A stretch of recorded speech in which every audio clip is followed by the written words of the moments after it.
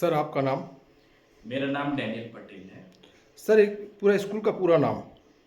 मेरे स्कूल का नाम है new life English higher secondary school Janakpur. Sir एक बताइए, ये एमसीबी जिले के अंतर्गत ये स्कूल की स्थापना कब हुई थी?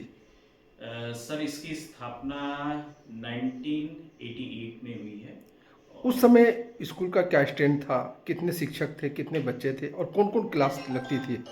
उस समय हमारे पास एक छोटा सा खपरे का एक घर था और उस घर में पोल्ट्री खोली जा रही थी। जी जी लेकिन पोल्ट्री को बंद करके जी सर ने एक ड्रीम देखा, मैडम ने एक ड्रीम देखा कि इस एरिया में एजुकेशन का जी बड़ा अभाव है और ये ड्रीम लेकर उन्होंने पहला पोल्ट्री फार्म को कन्वर्ट करके उन्होंने स्कूल में इसको कन्वर्ट किया और 40 बच्चे हमको उस वर्ष मिले। आज इस जनकपुर में इस स्कूल की क्या स्थिति है और इस बीच में इतना लंबे सफ़र में क्या क्या परेशानियाँ आई? सर इस स्कूल को खुले लगभग 35 प्लस ईयर हो चुके हैं जी और ये लंबे सफ़र में हम सेकंड जनरेशन है। 2004 के बाद मैंने ऐसा जी मैनेजर यहाँ ज्वाइन किया था। जी राइट नाउ मैं एक डायरेक्टर के पोस्ट में ही हूँ जी और ये लंबे सफ़र में बहुत तकलीफ और परेशानियाँ इस क्षेत्र में हमने देखी और उस समस्या का समाधान करते हुए आज तक हम इस जगह में एमसीबी में और बोलना चाहिए कि एक अच्छी खासी स्ट्रेंथ लेकर हम चल रहे हैं और इसकी क्वालिटी। इसकी वजह क्या है? क्या वजह है कि जो इतना अच्छा स्टैंड लेके चल रहे हैं जिले में, इसकी वजह क्या है?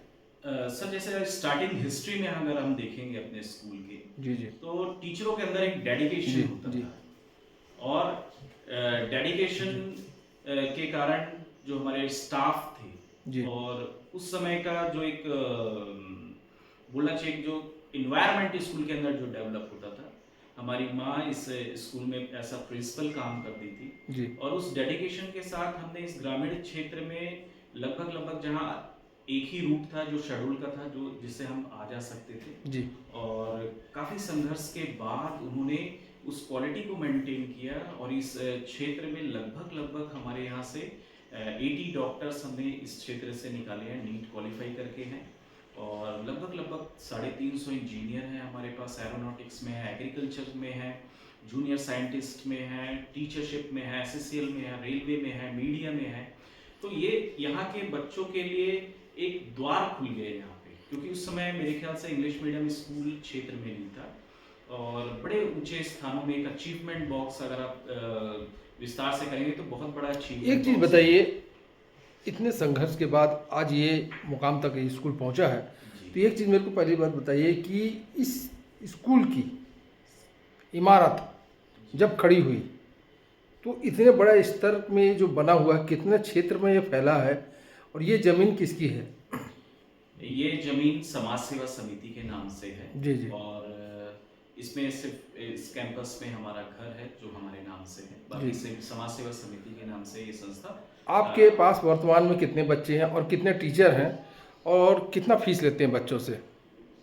सर मैं सबसे पहले फीस स्ट्रक्चर का आपको बताना चाहूँगा। जब हमारी स्कूल फर्स्ट टाइम इस क्षेत्र में खुली तो मात्र 25 रुपए में यहाँ पर मंथ के हिसाब से हमारा स्कूल चार्ज करता था बच्चों से। ऐसा ट्यूशन फीस ये हम लेते अभी थे। अभी आप बच्चों से कितनी फीस लेते हैं और अभी शिक्षकों को कितना पेमेंट देते हैं? राइट नाउ हमारे पास अभी स्ट्रेंथ में देखेंगे तो 1300 प्लस बच्चे हैं जी और फीस स्ट्रक्चर अगर आप देखेंगे तो क्योंकि अब हम अपने स्कूल में लगभग 17 क्लासेस हमारी डिजिटल है, 4 क्लासेस हमारी स्मार्ट क्लास हैं और जो फैसिलिटीज़ हैं, रोबोटिक लैब है, स्टैम्प लैब है, कंप्यूटर लैब है, फिजिक्स लैब है, केमिस्ट्री लैब्स हैं।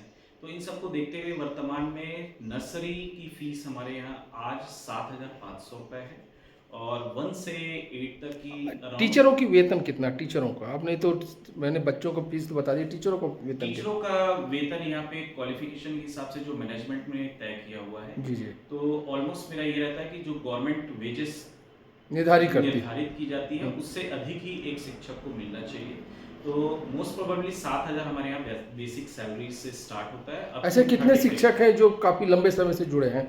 सर मेरे पास लगभग तो आज के वर्तमान में अगर आप पूछेंगे तो लगभग 55 स्टाफ हैं हमारे टीचिंग स्टाफ, को स्टाफ लेके लगभग 65 के आसपास होते हैं।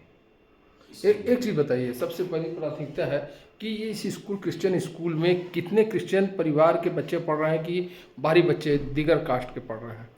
देखिए, हमारा जो ये स्कूल है, जी। ये स्कूल जो यहाँ के क्षेत्र के हिसाब से अगर देखेंगे जी। तो हमारे पास बैगा समाज का जो बच्चे हैं उनकी संख्या लगभग यहाँ 350 है। इसके बाद हम गोड़ समाज में हम आ जाते हैं, क्योंकि इन्हीं के बहुमूल क्षेत्र है यहाँ पे, और लगभग 400 के आसपास हमारे पास गोड़ समाज के बच्चे हैं। जनरल वर्ग के बच्चे लगभग 350 के आसपास हैं, और बाकी क्रिश्चियंस के आप देखेंगे तो बहुत कम है, लगभग 10-12 बच्चे ही हैं जो इसमें कितने क्रिश्चियन टीचर हैं आपके? क्रिश्चियन टीचर में सिर्फ मेरा परिवार है, बाकी 99 कितना परसेंटेज परिवार में परसेंटेज मिलेंगे तो 2% ही क्रिश्चियन स्टाफ टीचर है है अपने? 97 परिवार में कितने लोग हैं? परिवार में प्रिंसिपल मैडम है, मेरी बड़ी बहन है, वो पढ़ाती है, मेरी वाइफ पढ़ाती है। अच्छा। ये 2-3 लोग ही हैं जो इसमें स्टाफ के रूप में क्रिश्चियन। आपके स्कूल में और भी क्या क्या, जैसे हॉस्टल की सुविधा है और क्या क्या सुविधा है? उस हॉस्टल में कितने बच्चे रहते हैं और उनके देख रेख और जो कि कंपलसरी जैसे मेडिकल सुविधा होना चाहिए, क्या ये सब सुविधा आपके हॉस्पिटल स्कूल में है? सर 90 में हमने एक छोटा सा हॉस्टल का एक रूप देखा, क्योंकि कई बच्चे ऐसे, पेरेंट्स ऐसे थे जो 15 किलोमीटर 20 किलोमीटर के दायरे में आते थे, जिनको ट्रांसपोर्टेशन नहीं था प्रॉपर, गाड़ियाँ भी स्कूल के पास। आपके पास कितनी बसें हैं? अभी राइट नाउ हमारे पास 6 बसेस हैं। कहाँ छलती, किस रूट में? ये एक लगभग सभी रास्तों में जो जनकपुर से बाहर निकलती है 20 क्या किलोमीटर के अंदर मध्य में। प्रदेश और छत्तीसगढ़ दोनों तरफ बस चलती हैं क्या? जी, हमारी लगभग 20 किलोमीटर के आसपास के रेडियस हमारे चलिए। गाड़ियाँ कवर करती हैं। आप हमारे चैनल के माध्यम से स्कूल के बारे में कुछ बताना चाहेंगे? मैं ये कहना चाहूँगा, जो संस्थान शिक्षा के हैं, चाहे वो मेरे हों, किसी